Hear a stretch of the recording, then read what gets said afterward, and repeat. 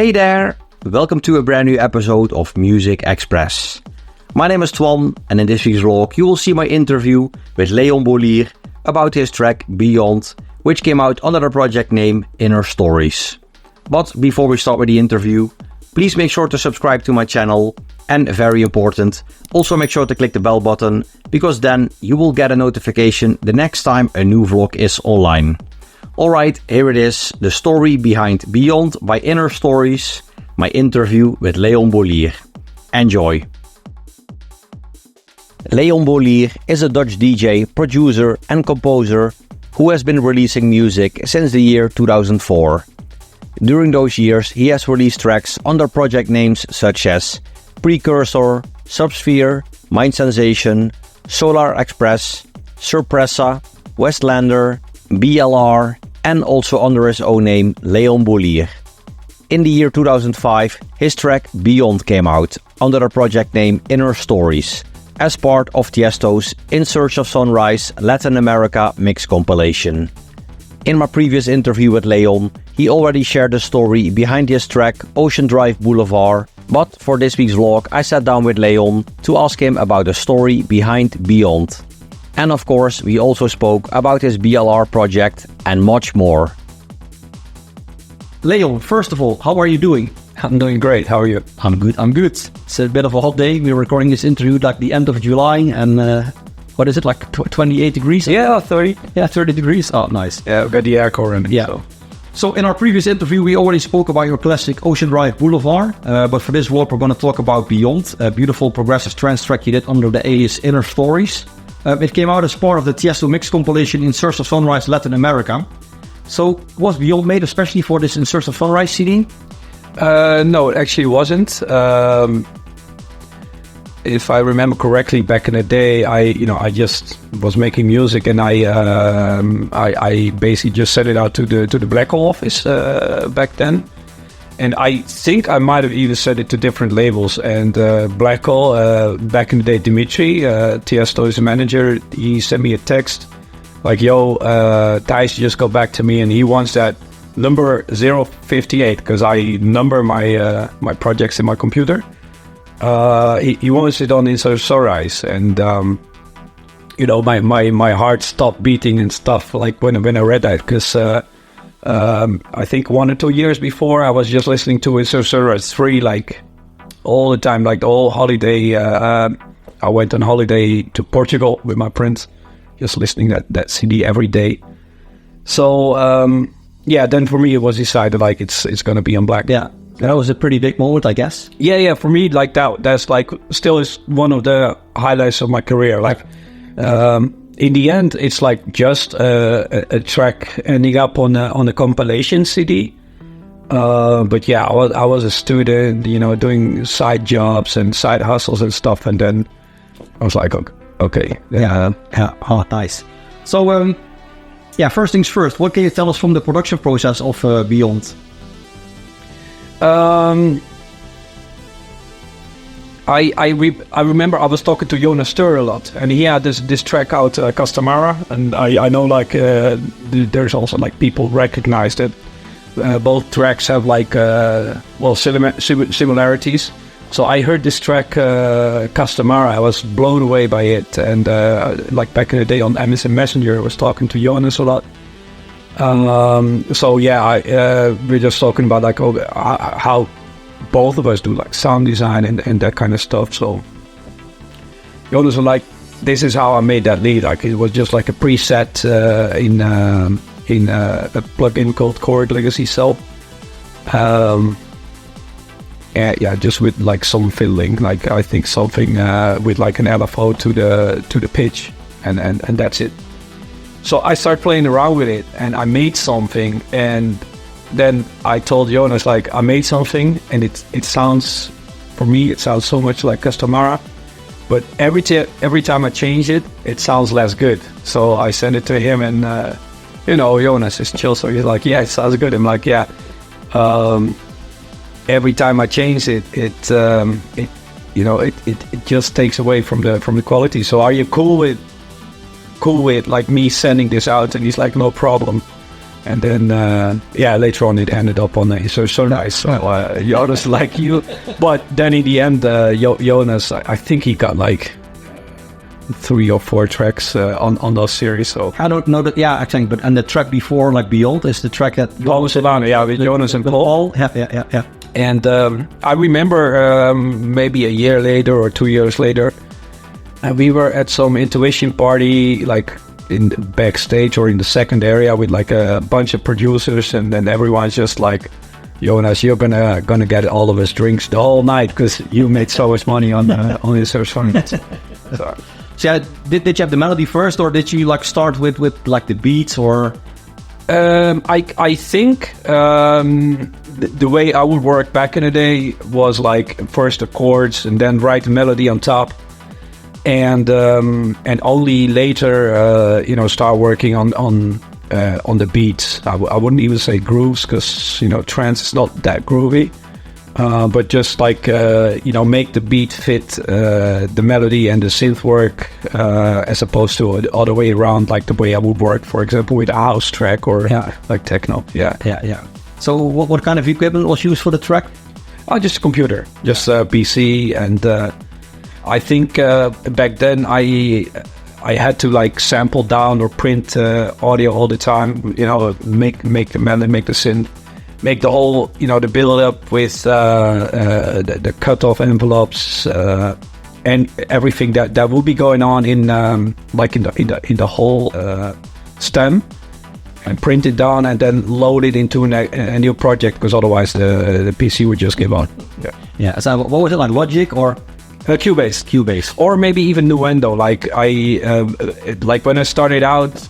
Student, so I had like some cracked version of Nuendo one of my friends gave me, so it might still have been that. And then later on, when I started to make money with the music, I bought Cubase, I think Cubase 4 or something like that. Yeah. So what was the most difficult part of the production?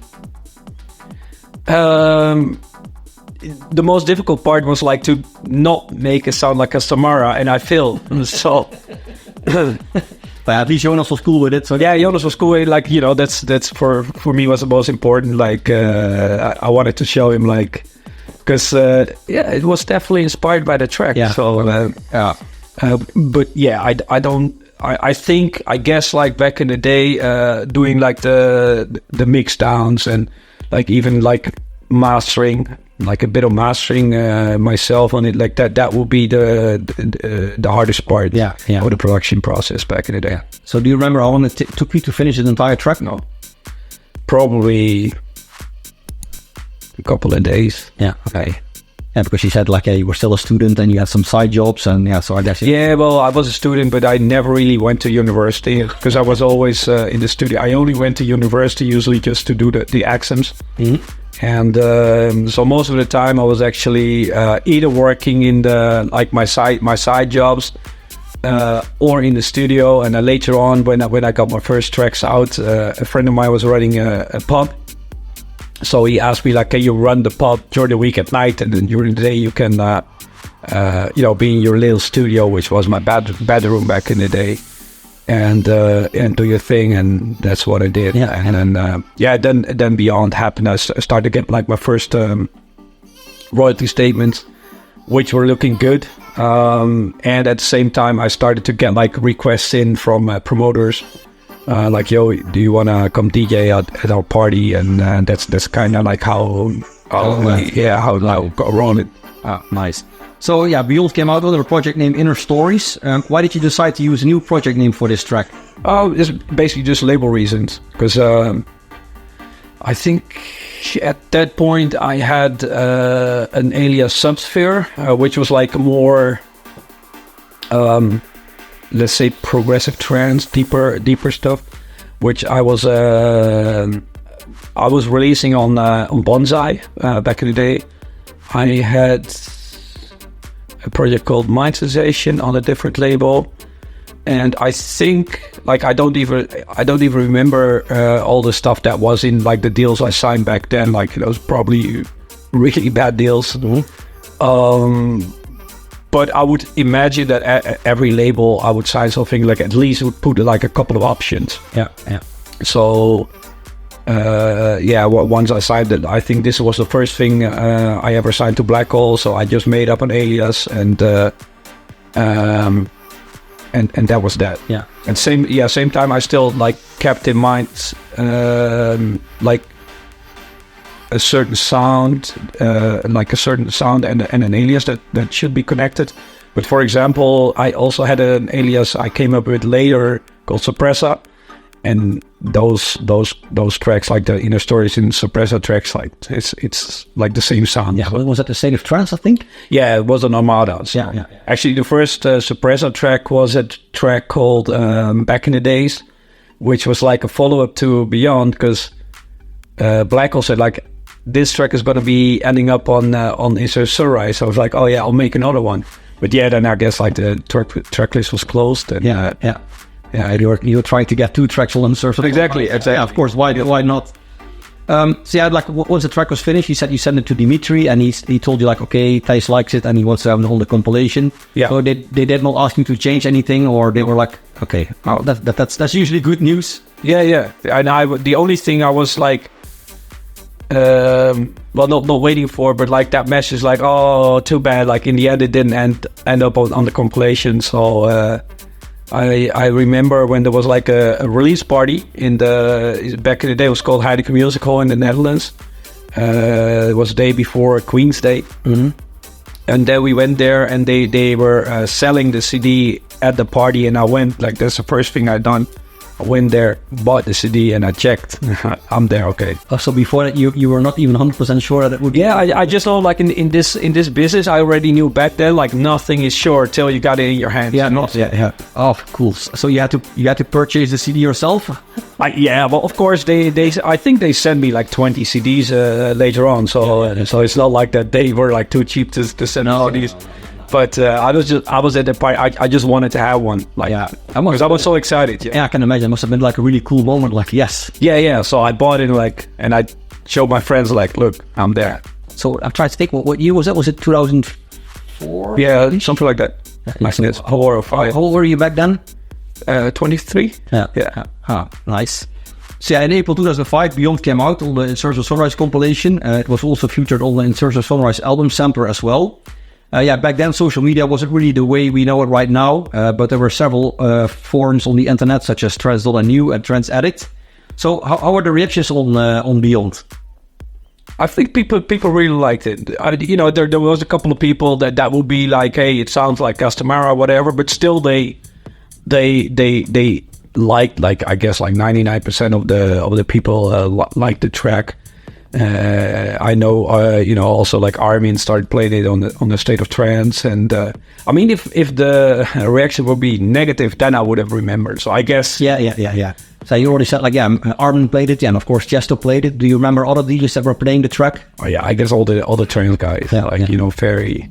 But because the track never got like a retail release as a single. No, yeah, I actually asked Dimitri. Is it going to be a single? And but they wanted, an exclusive for the compilation, so they put it on the sampler. And I remember Dimitri was just saying like, don't worry, it's going to sell loads. Like, Dimitri. Brilliant. Oh, fun. So yeah. After Beyond, you did other tracks as inner stories, such as Stargaze in 2009 and Couchsurfing in 2015. Do you think we can ever expect new tracks under the Inner Stories alias? Never say never. Like, I mean, I'm doing some trance, on as like on the side. Yeah, and like it's not even a side hustle. It's just something I like to do from time to time, and sometimes it's just nice to do something and just see like a couple of those fans from like even back in the day be excited for it. Mm-hmm. So it's more of like a nice thing to do for me. But I think if I would do something that like has the same sound as Inner Stories or Surpresa, I would just call it Leon Bolier, because I'm not like doing a trance release every month or something. So for me it's not, and I don't have any restrictions when it comes to label exclusivity and that kind of stuff. So So yeah, besides your releases under your own name, Leon Bolier and Inner Stories, we also know you from tracks under names such as Bolier and of course BLR. So yeah, I think BLR, the BLR project, that's like your main focus, right? Yeah, right now, like especially when it comes to like the whole thing, like when it comes to like both streaming and also like the live side of things, and the way I produce tracks, having in mind like how would a crowd react to it, like not only at home but also in a venue or at a festival. Yeah, so that for me the BLR project has like a bit of everything. So you know, it, from like techno to trance to house. So yeah, for me it's really fun to to play around with like any influence I hear. Like I like to check out like new and exciting music, listen to it and see how I can incorporate it into like a new BLR track. Yeah, so you're not limited to like one style. No, but it's still like BLR is very like especially after Corona, it became like very dance floor focused, with like a lot of low end, like banging bottom, and but still like any influence could go. Like when back in the days with like a Leon Bolier track, if I would like make a really housey track, I found out then like trance fans would be really pissed off, and I was like, this is a great track, you know. So with BLR it's different. Like I've done tracks on more housey labels. I've done track on techno labels. Even on like I just released a track on Our Mind, which is like more a trance label. So anything goes as long as it's like a BLR track for me. Yeah. So why did you decide to start like the BLR project? Mainly for this reason, I guess. Oh, because it's actually kind of like a funny story, but I was doing the Bolier stuff with Spinning Records, and I had like a lot of tracks planned with them. And at some point I was at their office, and the A&R manager, Jorn, and he's like, Leon, come to my office, I want to show you some stuff. And he started playing like some James Holden stuff and Oxia, and I always had discussions with him, because Spinning was like doing like first like EDM, like the big room, and then all of the they shifted to like let's say deep house, but like commercial deep house with vocals. And I told him like, I think also like this synthy like cooler stuff is also coming back, and he was like, yeah, we'll see, and I don't know. And then he started showing me like the James Holden, because I know he always loved like the more credible side of dance music, even though like everyone's like Spinning like commercial label, but he loves that stuff. But in the end, you gotta run a business. So he started showing that to me, and I'm like, yo, you think it's time for doing this kind of stuff? He's like, yeah, can you make something like this and make it like, I guess it was like 2016 or 2017. I was like, sure, I'll go home, I'll send you something tonight. And I made like... So you made something in a few hours time? Yeah, just an hour. And I sent it to him, and I knew like, because he also knows like I work at night, and he wakes up like way early in the AM, so he'll see when he wakes up, he'll see what I sent.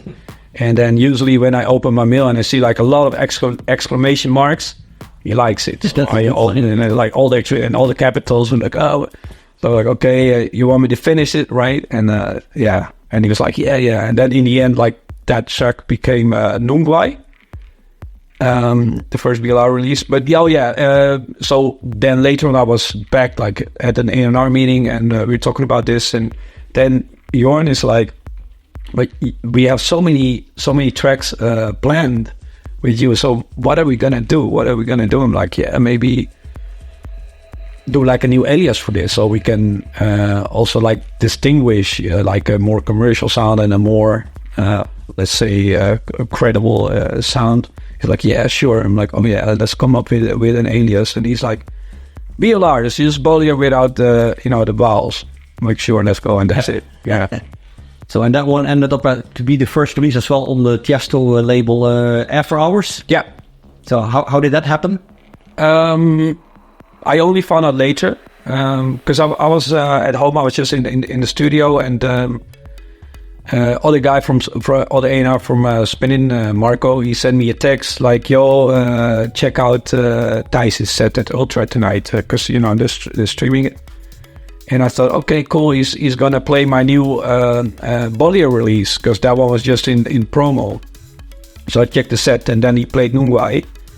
I thought, okay, cool. But yeah, later on they told me they were just having a meeting with Thijs at a hotel in Miami, and I think they already had like a release planned for After Hours, because they wanted to launch his label, and Jorn just gave him the headphone.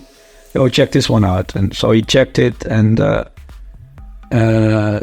he's like, "Who's this?" And Jorn said, "Like, I'm not gonna say who this is." And then he was like, "Yeah, this has gotta be the first release on the label." And then Jorn is like, "Yeah, then you gotta play it tonight at Ultra." And that's what happened. Ah, cool. Yeah. So and then later you found out it was you. Yeah, only later, because I think like when we launched the project, we just want people to just hear the music and not be like, oh, it's like the house guy or it's a trance guy who made it. Just like, oh, it's like a new project, even though like in hindsight, like BLR is like not. Yeah. 1 and 1 is 2, right? Yeah. But like no one found out, and we even made up like an alias for Boom and Stemra for like the authorized organizations. On even I think still, if you go in the credits on the Spotify and that track, there's my name is not there. Oh, really? Oh, I'm gonna look that up. Yeah, it's actually an anagram of my name or something like this. Yeah, or Bonnie for the win or something like that, and then mash it up. I'm gonna look that up. So you did not only release BLR tracks on Tiësto's label After Hours. During the years, I noticed you did release music as BLR on labels for people such as Sander van Doorn, Oliver Heldens, John Summit, and Adam Beyer. So I guess you're not really signed exclusively to one label then. No. Okay. All right. Yeah, you already told me Adam Beyer is currently playing a lot of unreleased tracks of you in his sets. Is there anything you can share about those tracks already? No, really, because. So some of the tracks are like reworks. So we're in the process of clearing like certain vocals. We're not even sure if it's if it's gonna work out, because clearing vocals it can take forever, and sometimes it just doesn't happen. Also right now, it's summer and there's all the touring going on. So and many label offices are closed. So after summer, we'll just circle back and see what's going on. Yeah. In the meantime, I make more tracks and I just keep planning. Yeah. So maybe some of those tracks will end up on Adam's label, or you're also not sure yet.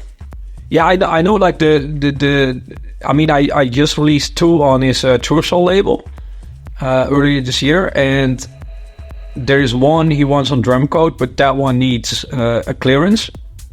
And then he has been playing, I think, 2 more tracks in at Ultra and like those kind of events. So we'll see. Like after summer, we'll just get back to him and like, do you wanna release those on your label? Yeah. So these are still ID, I guess. Yeah, it's all ID. Yeah. So, but you never released on Drumcode before, I guess? No, only on Toursoul, because Toursoul is like a bit of like the deeper Drumcode sub label. Actually, Drumcode would be cool. Yeah, Drumcode would be cool. Yeah. So for Drumcode, it just got to be a bit more up tempo, and there's a couple of tracks in the works, and a couple of tracks that at least one he wants for Drumcode, but got to keep the fingers crossed for the clearance. That would be nice. Yeah. So when you start working on a new BLR track, do you usually have a label in mind already, or is it just something you decide once the track is finished? Or the new labels sometimes reach out like, hey, do you have some new BLR stuff for us? Yeah, like with the one that ended up, or I signed a bunch to Armada Armine. I was actually talking to Armin because he plays a lot of BLR stuff. So, but then I sent him a bunch of tracks that actually already were done, and I was just waiting for the ride home and sent to them. And then he wanted to sign all of them. Which is cool. Also, we done it. I done a track with Anime and True Tone, which is Daniel Wanroy. I think released like 3 or 4 months ago on the Exit label for Exit Festival. And actually that track, I think, or we finished it in February 22. And it's still like, it's one of my favorite tracks I've ever done.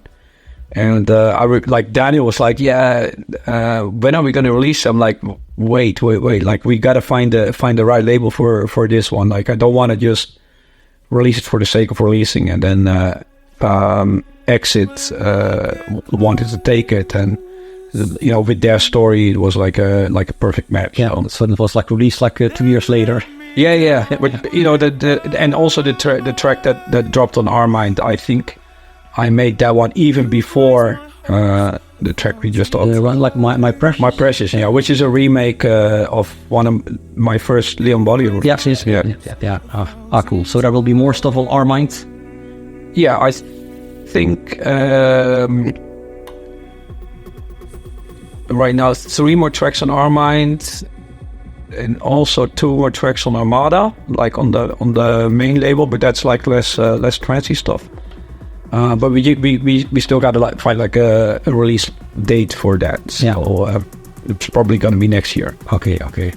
So you released BLR tracks with titles such as Guru, La Concha, I'm not sure if I pronounce this right, but Buddha. Yeah, Swedish. So I guess so you also don't know Buddha. Colibri, Jamela, Tash, Albios, etc. How do you usually come up with the names for the tracks?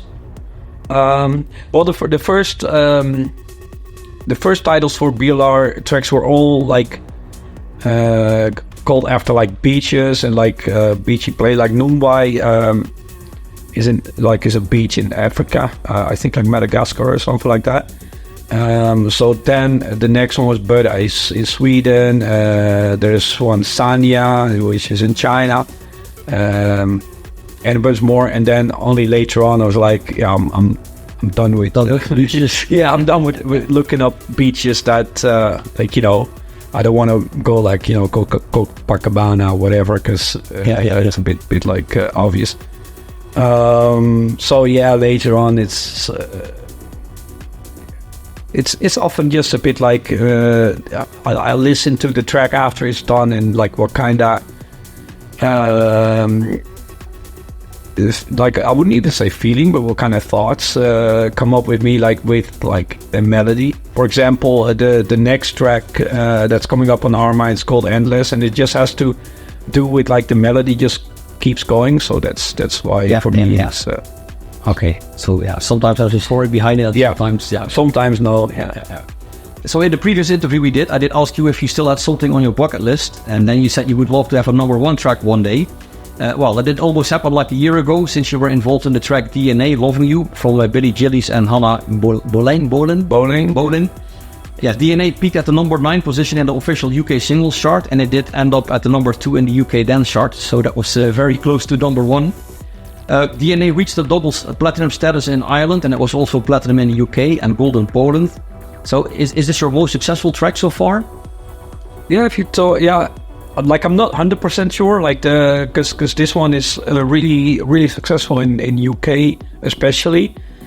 For example, the Bob Marley collab I know is like gold and platinum in maybe 30 countries. Yeah. So, but this one definitely the most successful in the UK, because I think the Marley one went to like 12 and this one went to 9 or 8. Yeah. So there's a nice, what is it, like a platinum, or is it gold? The gold plaque on the wall from Marley? Yeah. So it's a gold, but maybe it's also platinum. I don't know. I have to check with the label. Oh yeah. So do they usually send them to you, like, or do you know that these records are? We actually had to like chase them for the like. Can you send us as the numbers, because we want to check if what states it is. Yeah. So in the end, they sent us like an Excel sheet and said like gold, okay, and give me the plaque. Yeah. You're still waiting for the DNA one? Yeah, well, it should be coming up, because we just talking to the company that actually does the plaques, and they need like official confirmation, yada, and the label got to send it, and everyone's out of office because it's July. So probably going to be after summer. takes forever. Yeah. So can you tell us what you exactly did do for the track DNA? Well, it's actually my friend Freek. I do a lot of music with him, and both of us, we have like a super high output for our own projects. So we just like do sessions, and then he said like I got a singer Hannah, and she's great. We should do a session, and which we did over Zoom call or whatever, and. I think we worked on this particular track for like 1 or 2 hours, and we made like a demo, which was actually like 125, 128 BPM, so way slower. And it was supposed to be for another artist. Then we sent it to him, and like we didn't hear back, I think. So at some point I told Freek like, if he doesn't reply, he doesn't like it, so it's fine. And we kind of forgot about the track, like, because we only spent not even an afternoon working on it. So, but then Hannah was like, should we send it to other artists, etc.? So we like, go ahead and do your thing. At some point, there was another big artist who wanted to put like a hold on it, like an option. So we were cool with that, but then also that didn't happen. So and then she came on she sent us a WhatsApp like, we got like Billy Gillies, and Big Beat Atlantic. They what they push is really big, because I'm from the trance scene. I knew who Billy was, but like not that well, and Freek had no idea. So but we were like, cool. Then at least something is happening with that track. And then Billy, he made it into like this 140 BPM, like banging track. Yeah, banging trance, but still like the way it could go crossover, So that's what he did, and that's what happened. Like, I mean, I remember even hearing it like on Dutch radio a few times. Oh yeah, yeah. I think in the evening, I can't remember which DJ it was. Like I think it was Radio 3 FM. So they definitely played it like a few times. I'm gonna check my my statements. Yeah. So are you gonna work with Billy again in the future, maybe, or? It's a good one. I have to text him because he wanted to send me a bunch of ideas to write over. So okay, after this interview, I'll send him a text. Like, hey Billy, what's up? Yeah, because I saw him. I met him at Luminosity, so we were talking. Was that also the first time you met, like in the yeah, or maybe back in the day, I don't know. But now it's like, we're on a track. So, he was like, I'm gonna send a bunch of stuff over, but he was like, he went on holiday as well. So yeah, everybody's going on holidays. Exactly. Why are you not going on holidays? I have to be in the state. Yeah, you have to do this interview. Yeah. So another thing we quickly spoke about in the previous interview is the track Rose Garden by Altaras. That was a trance track you did together with Elle van Buren, who is the younger brother of Armin. Yep. Yeah, for some weird reason, no label was interested in signing the track when you made it around, I think it was the year 2001-ish. Yeah, a bit later. I think 03, like right before, like Beyond, and those tracks happened. Yeah, because I think I was already releasing tracks with like Armada and even Spinning. Yeah, back then. But they didn't want to sign it. Yeah, and even looking back at it, like for me it was weird because I don't even remember what, like I think Above and Beyond played it on their show, etc., and then the people on the forums on Trance.nu, Trance Addict, etc., they were like kind of hyped about it. So and even after years, still people sometimes ask like, what happened? Like, why didn't you release it? I'm like, I wanted to release it, but no label wanted to take it. I said it to all the labels, and they were all like, it's cool, but nah. And like I don't even remember or even know what like their exact reasoning was. However, I actually just reworked the whole thing, and I kept it quite close to the original. So it's actually going to be released, and I think it's actually already going to be released in September, because I'm releasing it on Fairy Tales label. Because we go way back, and I saw him again at the Luminosity, and he's asking for tracks. I'm like, cool. So I actually sent him a text with the YouTube link of the original track. Like, did you ever hear this track? And I'm planning to rework it. Yeah, and he got back, and he's like, he was really into it, and he said like, I've been looping this YouTube video. Like, okay, cool. So I finished the track, sent it to him, and that's done. And then I texted Eller, actually, like, yo, I don't know if you remember, but 20 years ago you were at my place at my parents' in my bedroom with the guitar, and we're jamming. And we done that track, and like nothing happened, but I reworked it, and so I was just like, I'll send it, and maybe just remember. And then he got back like, oh, that's so cool, I remember coming over to your parents' place, and that. Yeah. So and then he mentioned like maybe he want to record the guitars, which maybe we'll do at the same time. I told him, like, for the people that heard the original version, they're always going to be like, oh, the original was better. Yeah, the original is much better. Yeah. So, but that's something you cannot tackle. Yeah. So is that going to be a BLR release, or is no Leon Bolier Terrace? Oh, Leon Bolier. Yeah. You're not going to use the name Antares? No. Why would, like I said with Leon Bolier, I'm not restricted to labels. Yeah. I don't do that many of those tracks, so I can just release it, because otherwise it's just also like going to be a bit messy for me. Like keeping track of all the. And I guess the title is going to be Rose Garden, right? Yeah, it's going to be. Yeah. Okay. Yeah. And Coopers. So what else are you working on right now? You got a minute. I mean, like when it comes to like remixes, I don't even know which ones will be released, etc. So I'm actually working on quite a big vocal track with Sonin, it's a trance guy. That's probably going to be on Anjuna. So it's a bit more to the trance side for BLR. Doing a lot of tracks with Matt Cesari. So that's a bit more to the chunky house / techno, so big bottom end. So there's a lot of we got like a lot of big tracks lined up. Though Matt right now is dealing with like an exclusivity situation with his label, so we're just figuring out stuff. We're actually signing a track to Eli Brown's label, also for BLR. So that's me and Matt Cesari. I done a remix for a couple of trance classics actually. And then Summer Calling, we're working we're looking into releasing that one. Karen Overton, Your Loving Arms. What else? I done a version of Den Drie Traum.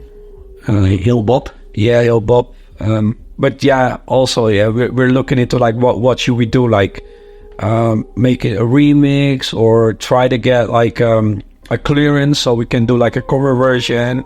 The track Adam wanted is a rework actually of Cassius, Sound of Violence. Oh, that's such a good track. Yeah. So that's the vocal you're talking. Yeah. That's the vocal we're trying to clear. It's so hard to get to like the original publishers for that vocal. Yeah. So it's just fingers crossed. I think you're also doing some. You're busy with maybe doing a remix for another big instrumental classic. You're talking about Solid Glow. Yeah. But the thing is, like I told Raz, I was speaking to him on the phone yesterday actually, because I love North Pole, I love Sarah. I just gotta figure out if I can make it work in a BLR record. Yeah. So that's what I told him, like just send me the stems of both tracks, and I'm gonna try to make it work. Mm-hmm. And if it does, cool. If it doesn't, too bad. But like for the current BLR sound, that it just needs to, have like that power in the low end, and sometimes it's just like sometimes stuff is like a bit too playful for Bila to work. So that's what I'm figuring out right now. Yeah. And I believe you're also starting like a new deeper project, the West of the Sun one. Yeah. I actually, I think during the Corona COVID days, I was working on some like really deeper stuff. Still like 4 to the floor dance music, but like without really keeping the dance floor in mind. So I think I have like 5 or 10 tracks done. I already released a bunch of them just like on my own label. And then I just like kind of forgot about it. And then 2 months ago, I made a remix of Fine Day. It's still like I done a remix of that vocal like a bunch of times, just because it's like one of my all-time favorite vocals, Opus 3. So I done that, and I actually done that remix to play at a wedding of my cousin. Because they are, my cousin and her husband, they are like into dance music, and yeah, sure, I'll play a set. But I wanted to play a bunch of records that are, not too difficult for the crowd, but still, like, I'm not gonna play Meatloaf, Yeah. So I done a bunch of remixes, and one of them was Fine Day. And then there was at that point there was like a Skrillex version out. And also, one of the versions that was out was Estiva. So I texted Steven like, "Yo, I'm not, and I'm not looking forward to like go into the clearance process myself. I made this. You want it? I can give you I'll give you it as a remix." And so he wanted it. He's with Enhance, so I sent it to them, and then I also because they have this Colorize label, which is like a deeper stuff. So I sent a bunch of the West of Sun stuff, like, "Yo, I also made this. Maybe you're into it." And then they wanted like one of those tracks, and that one is signed. I don't know when it's going to be released. I gave him a BLR remix for it actually, so that's a more banging affair. And then afterwards, we'll just see. Like, it's just music I love to make. Mm-hmm. It would be great if it makes me 10 million, but if it makes me 0, it's fine as well. Yeah. So as long as it gets released, that's good. Yeah. Like with those kind of tracks. Well, actually, with all tracks I do, I like it's the most important thing for me. Well, the first important thing is like I need to like it. I need to finish the track, put it on my AirPods and loop it. And the second most important thing for me is like people gotta hear it, and then of course they hopefully they'll like it. They can decide for themselves. But if there's like a bunch of people that are really into it, that's great. Yeah. So you already mentioned your label Forecast. So what can we expect there in the next couple of months? Just for myself, because like we're actually releasing a lot of music. I think we're close to our 250th release. Hey, Albert, it's like a release party. Yeah, but like the thing with Forecast is more like it's kind of like a broad label, mm-hmm. So it's different than labels like Anjuna or that are really focused on like a niche group. So for Forecast is a bit more that I sign both. Like it gotta be something I like and it gotta work, but like it doesn't necessarily gotta work for like a certain audience. Mm-hmm.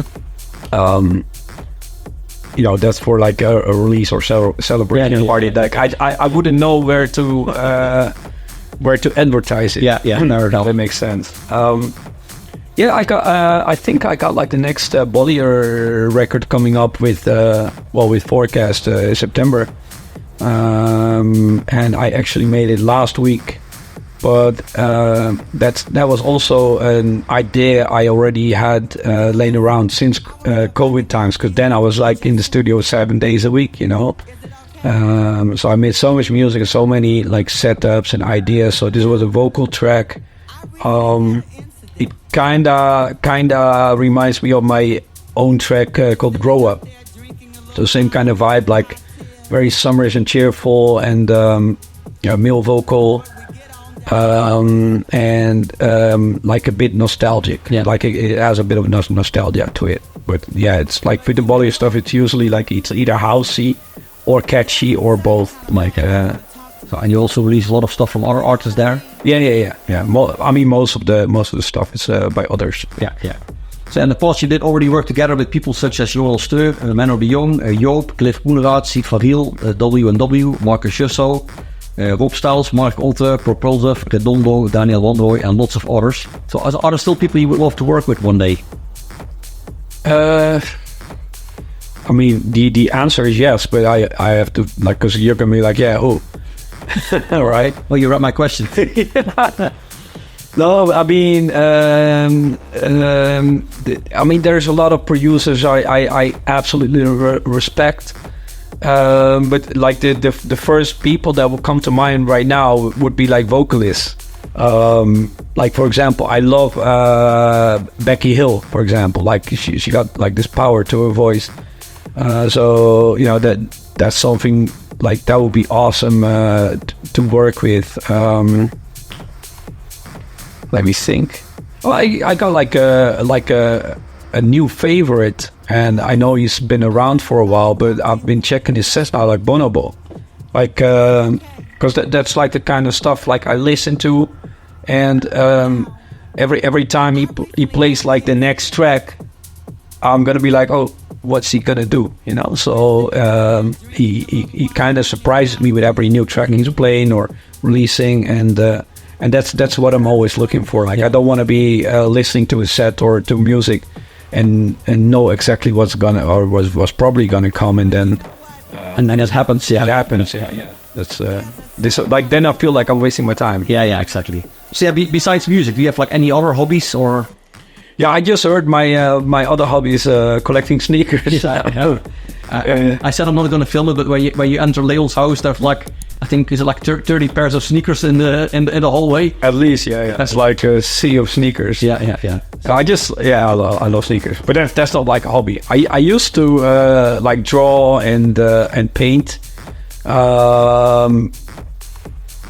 So you know, but I don't have time for it anymore. Yeah. So I'm trying to think now. Correct me if I'm wrong. I think for two of your albums, I think your sister did the artwork. So you're a bit of like a creative family. Yeah, it runs in the family. Yeah, sure. So she's still drawing. Yeah. I've always been telling her like, yeah, you should make it your daytime job. It's like, you know, it's like risky and stuff, which I understand. But yeah, I know it's my sister, but yeah, she's so good. So yeah. So any other hobbies besides the sneakers and drawing?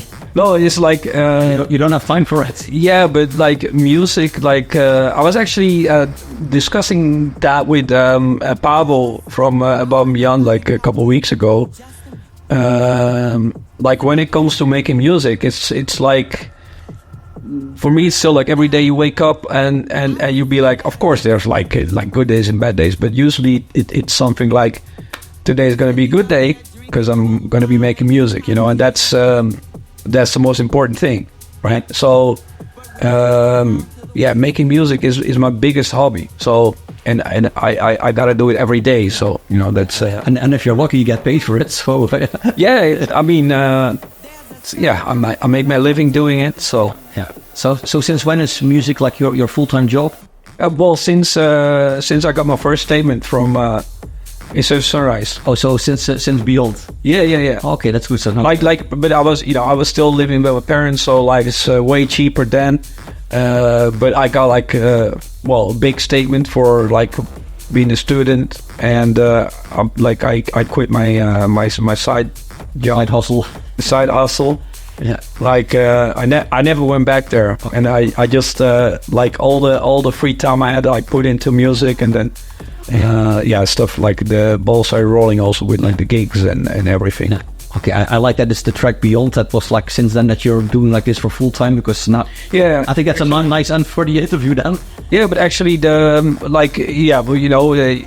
Dimitri died was now 4 years ago. Yeah, and but like right before COVID happened, because 4 years ago, 2020, right before COVID happened in 2019 at ADE, I saw Dimi after like years, because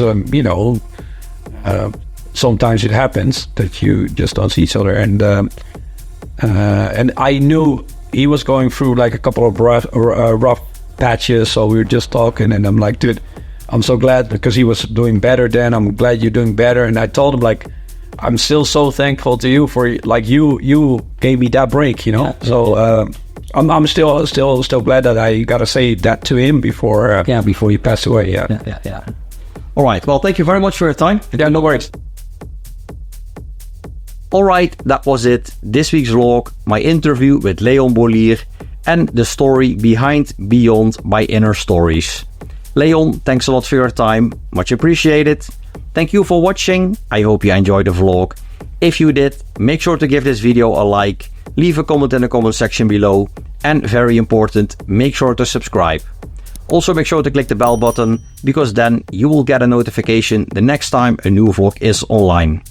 And in case you missed it, a few years ago I did another interview with Leon, and in that one we're talking about Drive Boulevard, which is another classic by him, so make sure to check it out. Once again, thanks for watching, and until next time, bye bye!